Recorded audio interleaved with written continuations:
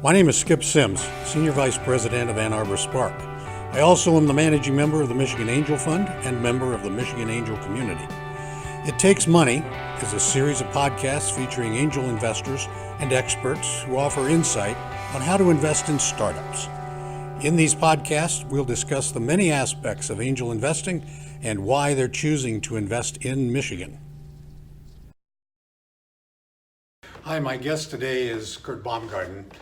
Kurt is starting the newest angel group in the state of Michigan called the Point Angels. It's in Grosse Pointe, Michigan, just a suburb of Detroit. We're very excited that we have yet another new angel group established in our great state to help fund our startup companies and great investment opportunities. But so first, why don't we start with the basics? Kurt, tell us a little bit about yourself and then what made you want to become an angel investor. Sure, thanks Skip. So I started my firm, Applied Licensing, where we are today, in 2014, and with my father, Tom, as my partner. And in 2015 is when we moved into our office and really got underway. And we initially started out with a consulting model, providing intellectual property business expertise to entrepreneurs. And as a component of that, we also provided some seed capital to some of those companies that we felt were especially interesting and that we thought could have a big impact with what they were doing with their technology with some seed capital. And what we found was really the seed capital was the most needed thing and there was a big demand for it. Yep. And so we switched our philosophy into going from a consulting model to a full-time angel investing model, and we use a value add services component, so it's value add investing. So we make the seed investments in companies that have novel technologies, disruptive technologies. Right. Our particular focus is things that we think we can build an intellectual property portfolio around, a patent portfolio. So different investors will have different things that they like to look at, and ours is driven in a lot of ways by that, because that's where we feel we can have the most value add impact. So that's how we got into it. We made our first investment in 2015. It's now 2019. We're in, I think, about 11 companies, most of them early stage. As we got more sophisticated ourselves, we have a mix of different things in our portfolio. And it's been great. It's been something that the ecosystem here in southeastern Michigan has really appreciated. Yeah, well, and needed very much so. Right. And the nice thing, you're attorneys, and so you appreciate the value of intellectual property, being able to protect that technology. Right. And in some cases, the actual need to create a portfolio of technology. Right. It's not just one patent doesn't protect it. That's right. And it's not even always about protection. It's about building value in your company. And the intellectual property, a lot of different companies will say, well, I need to go as fast as possible and we'll figure that out later on. But there's a lot of lost value in around certain technologies and certain types of businesses when entrepreneurs kind of engage with that model. So we're attorneys, as you mentioned, but we're strictly business advisors when we get involved in a company, when we invest. So we're not giving them legal advice or anything, but what we try and do, and it's especially important with the patent work, is that we try and be an in-house source of business guidance for how do you build a portfolio, like you mentioned, that's actually going to match up with your business goals.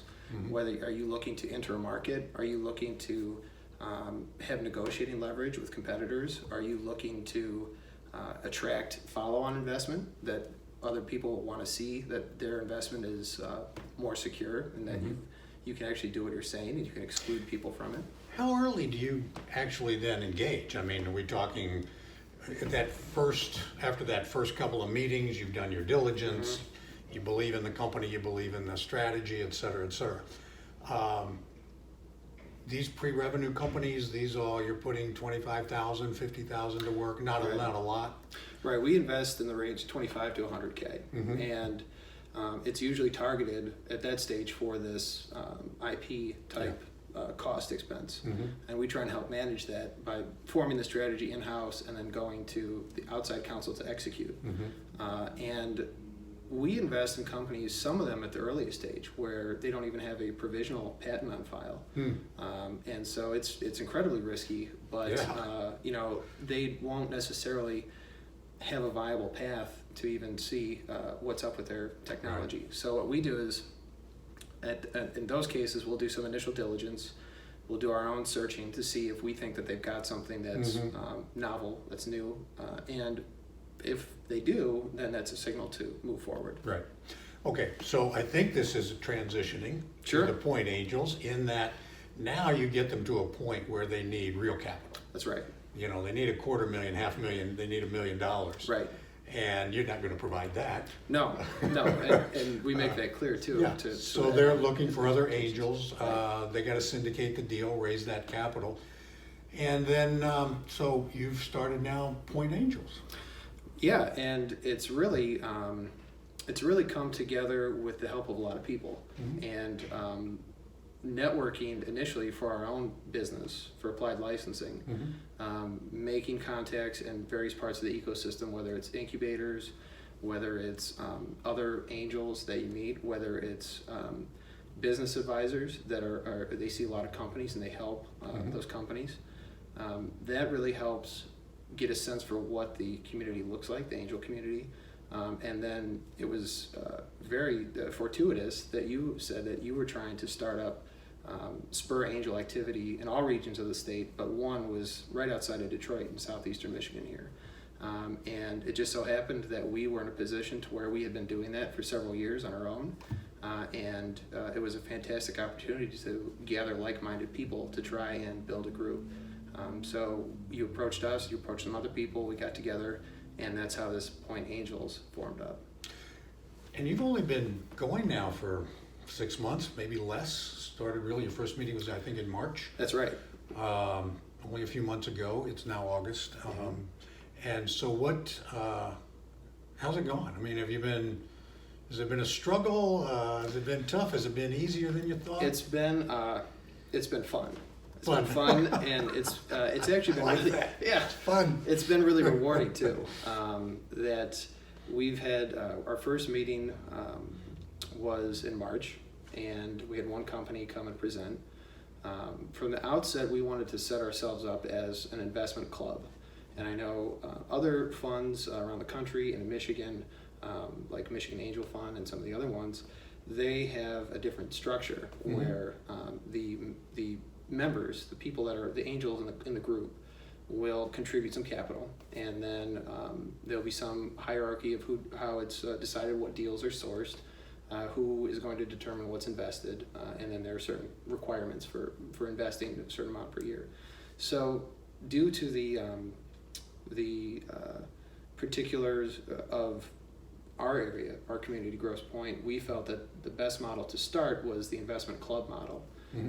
Because there are quite a few people that are investing in deals and companies, early stage things here, but they're kind of one-off, or they'll have their own portfolio of things they're investing in, but there's not a lot of communication. There's not a lot of people bringing those opportunities to others that might be able to add value or capital. And so we wanted to be more of a forum that was organized so that we can bring opportunities in to people that are basically self-identified as interested potential investors, and show them the opportunities and help coordinate the interactions between the entrepreneurs and the investors, coordinate diligence and help in any way we can, and then also facilitate closings and things, because we have a mix of investors. Some of them are very sophisticated, but others, it just appeals to them that they know this is an area they want to be exposed to. Right.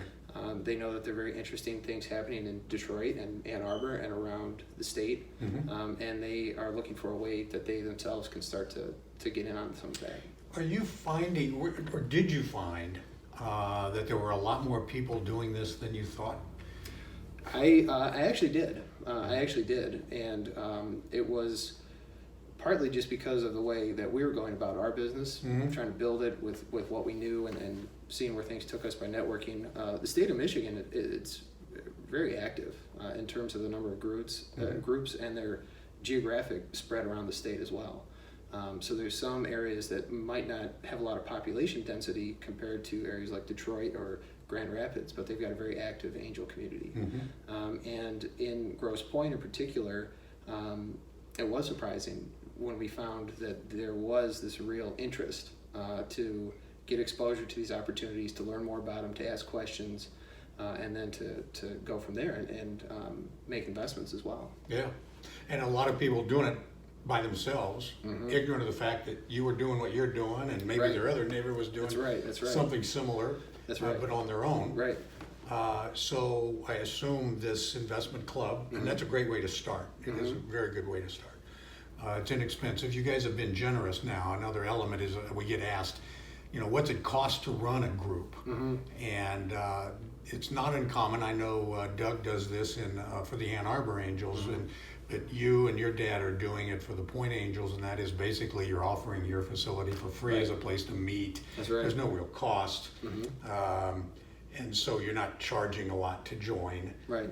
You haven't gotten to the point yet, and it's not large enough yet to put in sophisticated documents and requiring commitments and all that kind of stuff. But you'll get there eventually. How many members do you have now? It varies. We have a mailing list that we send out emails to every month advising of the upcoming meetings and things like that.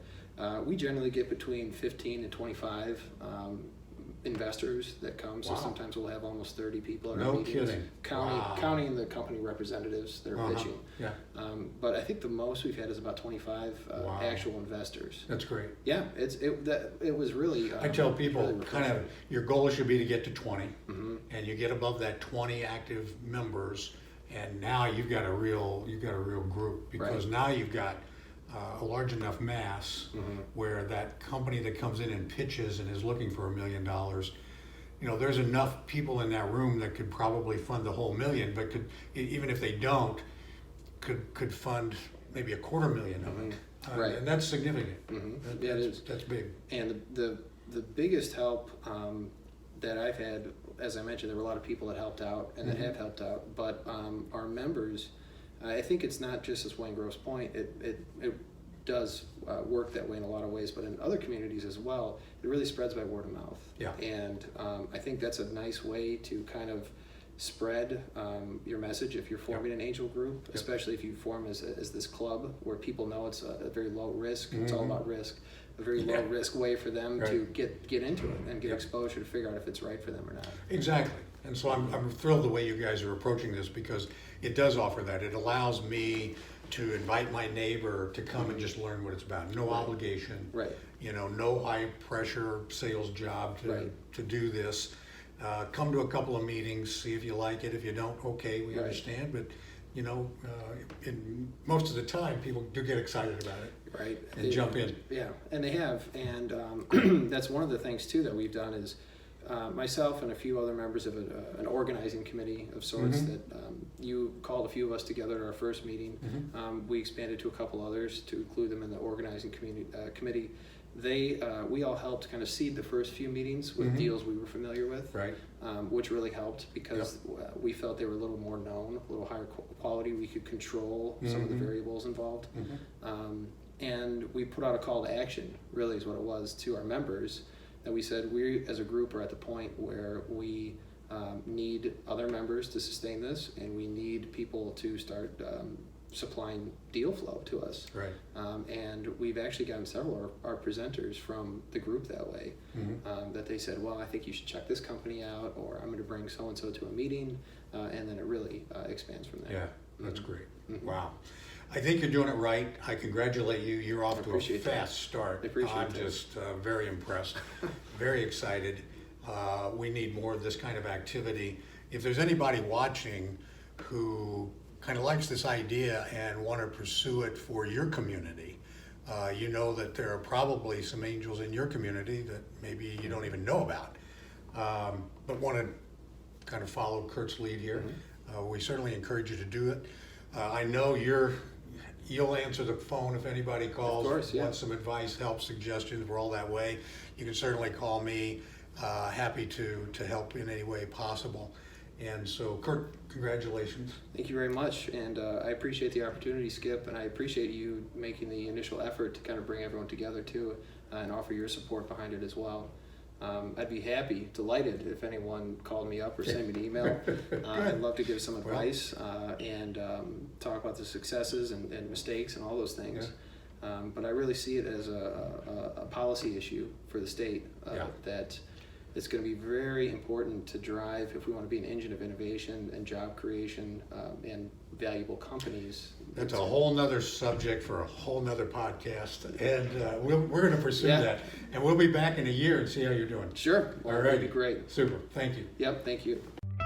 Thank you for taking time to listen to It Takes Money.